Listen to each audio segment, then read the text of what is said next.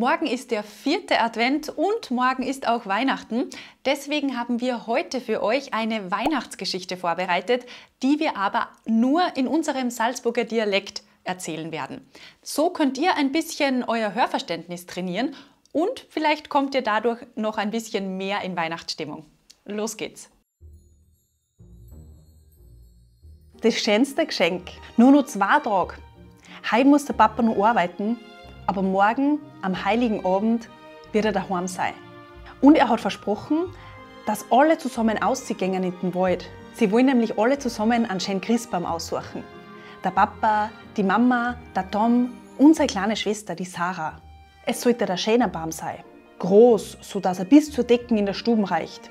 Und breit, damit er mitten in der Stube stehen kann. Man soll sich wie draußen fühlen, nur wärmer. Und natürlich muss der Baum viel starke Zweige haben, damit man schmücken kann. Tom und Sarah sind heute schon mal in den Wald gegangen, aber nicht weit, weil sie viel Angst gehabt haben. Sie wollten sehen, ob sie den Papa nicht morgen überraschen könnten. Vielleicht finden sie ja schon den richtigen Baum. Und wirklich, nur wenige Meter vom Waldrand entfernt, war eine schöne, gerade Tanne, wie man sie es vorgestellt hat. Vorsichtig sind die 2 Kinder zum Baum gegangen und haben ihn von allen Seiten angeschaut und begutachtet. Und haben auch ein bisschen an seine Zweige gerüttelt. Sie haben natürlich nicht bis ganz auf sehen können, dafür waren sie nicht klar, aber der Tom hat gesagt, der ist richtig, das wird unser Weihnachtsbaum. Und Sarah hat ihrem großen Bruder zugestimmt, weil schlussendlich hat er immer gewusst, was richtig war.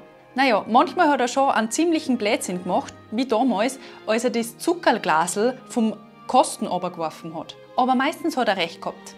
Deswegen war er ja ihr großer Bruder. Plötzlich haben sie eine Stimme gehört. Ein ganz leises Rauschen, fast so wie das Rascheln von den Blättern. Danke, hat die Stimme gesagt, dass ich euch gefällt. Was war das, Tom? Ich weiß nicht. Vielleicht war es nur der Wind. Selbst Sarah hat gemerkt, dass das an Tom nicht ganz geheuer war. Und dann ist die Stimme wiedergekommen. Diesmal ein bisschen kräftiger. Ich bin's, die Tanne. Entschuldigt, falls ich euch Angst gemacht habe. Das wollte ich nicht. Ich freue mich nur, dass ihr mich schön findet. Die meisten Menschen sehen mich da nämlich gar nicht. Die Kinder waren erstaunt. Von einem Weihnachtsbaum, der reden kann, haben sie auch noch nie gehört. Aber für Tom war das die Krönung. Boah, wir werden einen sprechenden Christbaum in der Stube haben, wenn das nicht das Klasseste ist. Sarah ist das schon ein bisschen komisch vorgekommen. Und auch der Baum war nicht ganz einverstanden. Entschuldigt's mal, ihr wollt's mir doch hoffentlich nicht absagen, oder? Ich mein, ein Baum gehört doch nicht in ein Haus. Ich bin ja auch noch gar nicht alt, noch nicht einmal 10 Jahre. Sarah hat zum Tom gesagt, du, ich glaube, der Baum hat Angst. Ah, das ist doch nur ein Baum. Der Papa sagelt den ab und die Mama schmückt ihn dann schön. Dann haben wir einen wunderschönen Baum in der Stube. Das ist aber nicht gut, hat die Tanne gesagt. Ich will doch nur älter werden, genauso wie ihr. Außerdem konnte ich sowieso nicht mehr sprechen, wenn ich nicht mehr an meine Wurzeln hänge. Jetzt wollte die Sarah doch schnell haben. Sie hat Tränen in die Augen gehabt. Nicht nur, weil sie Angst gehabt hat, sie hat geredet um den armen Baum, der gerade mal so alt war wie der Tom. Und den wollte sie auch nicht verlieren. Das tut mir leid, dass du jetzt redest, Kleine. Ich wollte dich nicht traurig machen. Du kannst mich gern immer wieder besuchen und mit mir reden. Aber in eurer Stube geht das nicht. Und was ist mit unserem schön geschmückten Baum? Hat der Tom gerufen. Sollen wir uns vielleicht einen anderen suchen? Na, natürlich nicht, hat die Tanne entsetzt geantwortet. Aber ich hab da eine andere Idee. Wie wär's denn, wenn ihr mich da draußen schmückt und dann mit mir da Weihnachten feiert? Einen Moment hat der Tom nachgedacht. Sarah hat ihn flehentlich angeschaut. Und dann hat der Tom gesagt, das wäre schön. Und wir konnten am Papa überraschen. Und das haben sie auch gemacht. Gemeinsam sind Tom und Sarah zum Haus zurückgelaufen und haben alles mit der Mama besprochen.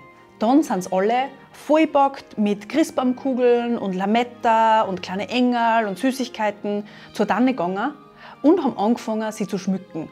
Am nächsten Tag haben sie den Papa im Haus festgehalten. Es hat immer noch was zu tun gegeben.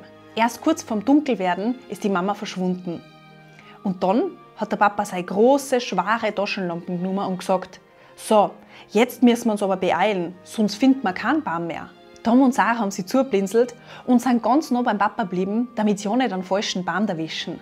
Plötzlich haben sie Lichter vor sich gesehen. Der Papa war erstaunt und wollte natürlich sehen, was da los ist. Gemeinsam sind sie auf den Baum zugegangen und der Baum ist in prächtigem Glanz erstreut, schön geschmückt und mit viel Kerzen. Und unterm Baum verteilt sind die Geschenke gelegen. Die Mama hat alles schon vorbereitet, damit der Papa wirklich überrascht war. Sarah hat aber am Baum zuzwinkert und leise geflüstert: Das verrat mir aber kaum, dass du reden kannst. Und im nächsten Jahr feiern wir Weihnachten auch wieder mit dir. Der Baum hat leise zurückgeraschelt, Wörter hat man nicht unterscheiden können, aber Sarah hat auch so gewusst, was er gesagt hat. Und nur heute, Sarah ist inzwischen selber Mama geworden und ihre Tochter hat auch schon wieder Kinder, kommt Sarah jedes Jahr zur Tanne, die wie durch ein Wunder nur immer am gleichen Platz steht. Dann erzählen sie gegenseitig, was im letzten Jahr alles so passiert ist. Und sie freuen sich auf noch viel gemeinsame Weihnachtsfeste. Und habt ihr die Geschichte gut verstanden? Wenn es noch etwas schwer für euch war, alles im Dialekt zu verstehen, dann hört euch die Geschichte einfach immer wieder an. Ihr werdet sehen, dass ihr den Dialekt so bei jedem Mal besser versteht. Wir hoffen, euch hat die Geschichte gefallen und natürlich, dass ihr damit unseren Dialekt ein bisschen besser verstehen lernen konntet. Wir wünschen euch, wenn ihr Weihnachten feiert, schöne Weihnachten und wenn nicht, dann wünschen wir euch zumindest erholsame Feiertage. Wir sehen uns nächste Woche wieder und bis dahin nicht vergessen, gemeinsam macht Deutsch in Österreich doppelt so viel Spaß.